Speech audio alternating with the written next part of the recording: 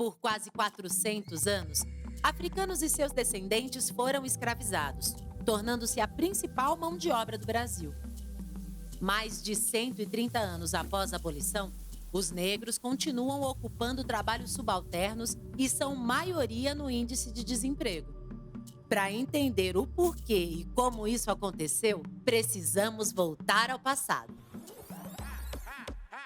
Coleção Antirracista, episódio 4: Raça, Trabalho e Direitos.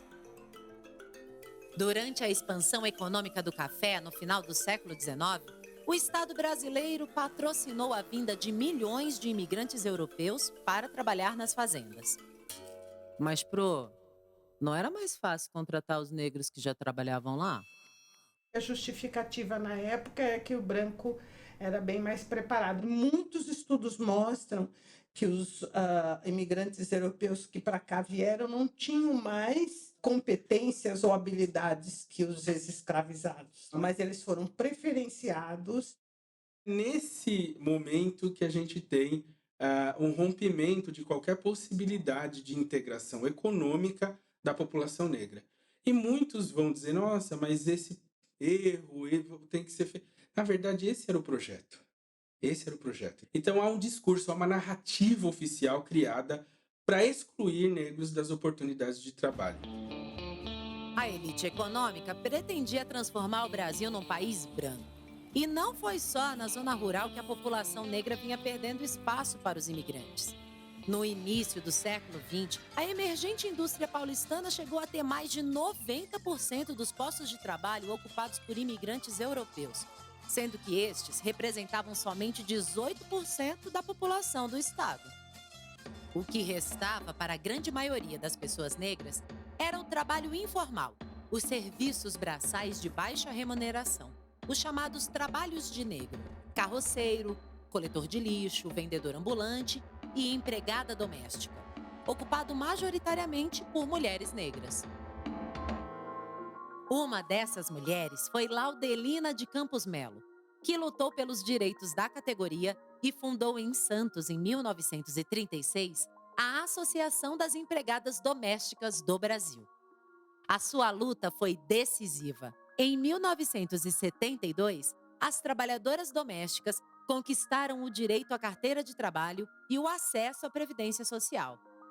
Somente em 2015, elas tiveram seus direitos trabalhistas igualados aos trabalhadores seletistas. Acredita?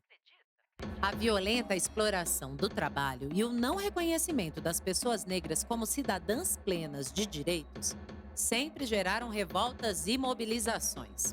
Durante as primeiras décadas do século XX, organizações como a Imprensa Negra e a Frente Negra Brasileira promoveram a inclusão de afro-brasileiros no mercado de trabalho, além de lutar pelos seus direitos trabalhistas. Outras mobilizações por direitos aconteciam fora das instituições. Um exemplo é a saga dos 4 jangadeiros do Mucuripe: Manuel Jacaré, Tatá, Jerônimo e Manuel Preto. Em 1941, eles saíram a bordo de uma jangada de madeira sem instrumentos de navegação e viajaram por 60 dias de Fortaleza ao Rio de Janeiro, levando reivindicações trabalhistas da categoria ao presidente da República, Getúlio Vargas. Os jangadeiros foram vitoriosos e suas demandas foram incluídas na reforma trabalhista do Estado Novo, como o direito à aposentadoria. A redemocratização pós-ditadura Vargas é marcada pelo surgimento de iniciativas e organizações, como a União dos Homens de Cor, o Teatro Experimental do Negro, o primeiro Congresso do Negro Brasileiro, em 1950, e a Convenção Nacional do Negro Brasileiro, em 1945, que apresentou o Manifesto à Nação.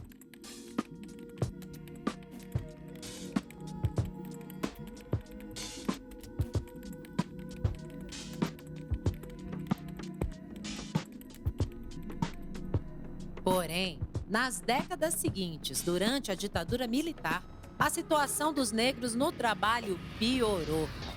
O projeto nacionalista dos militares fazia os ricos ainda mais ricos. E os pobres?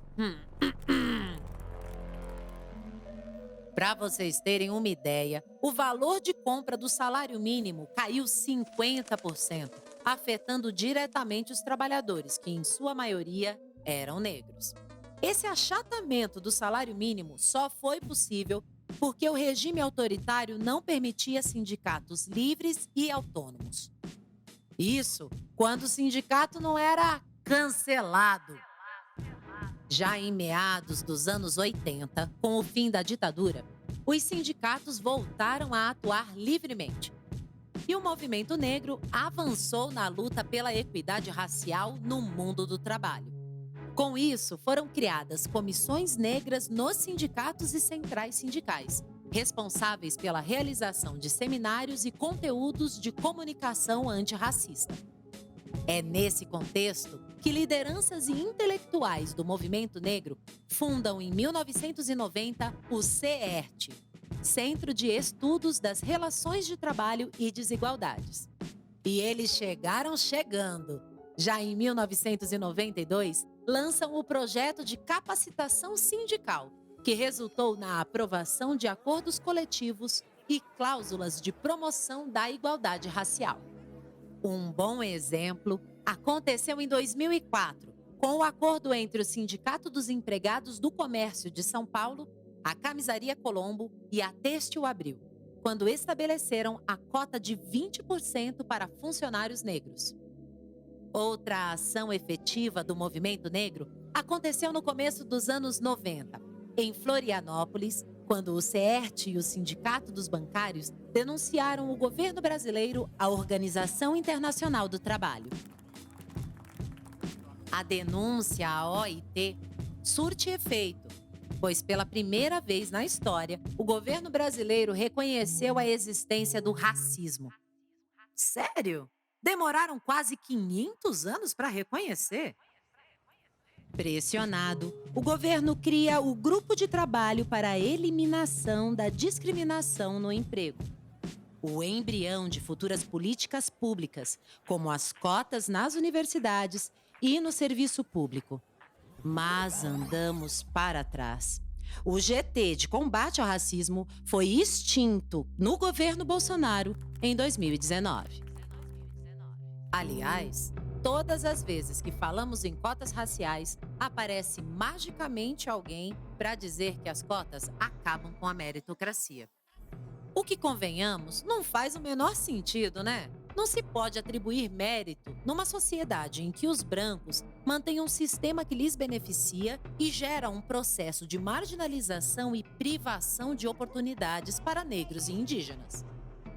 Entre as 500 maiores empresas do país, negros ocupam menos de 5% do corpo executivo.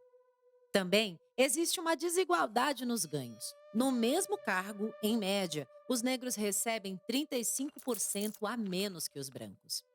E sendo mulher negra, a desigualdade aumenta muito mais, chegando a receber até 160% a menos que homens brancos com o mesmo grau de escolaridade.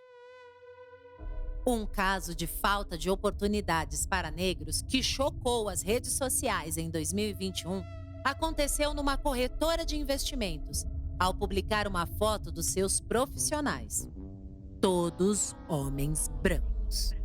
Isso levou ONGs e os movimentos negros a mover uma ação na Justiça do Trabalho por falta de diversidade. A ação fez a empresa criar um plano para a contratação de profissionais negros, mulheres, LGBTQIA+, e pessoas com deficiências.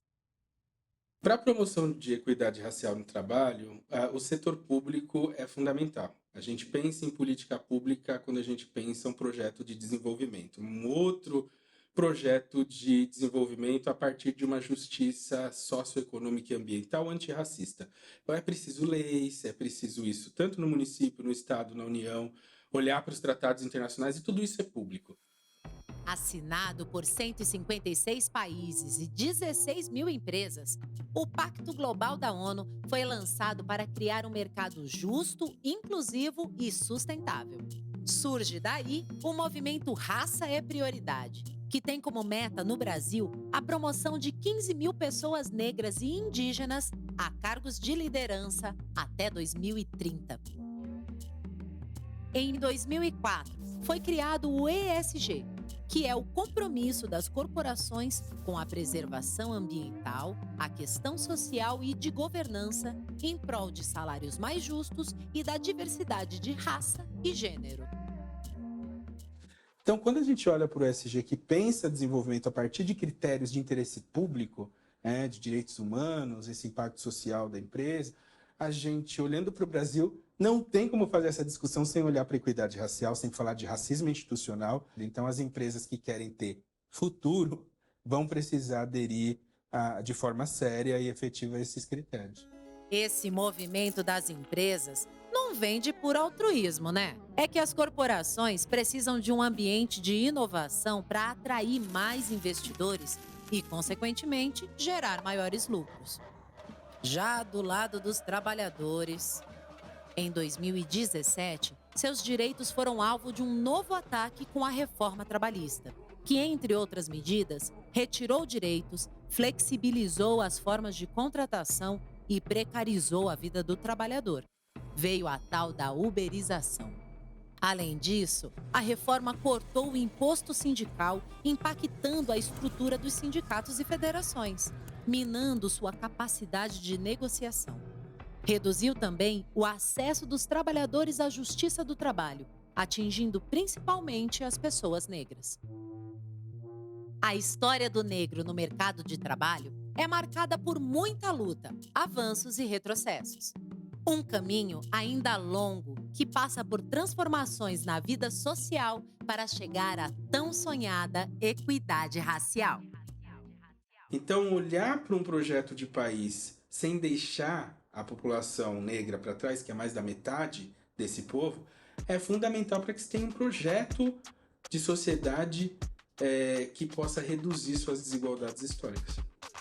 É preciso uma reconstrução conjunta para a gente ter de novo uma sociedade caminhando para a sua utopia, que é um lugar bom de se viver.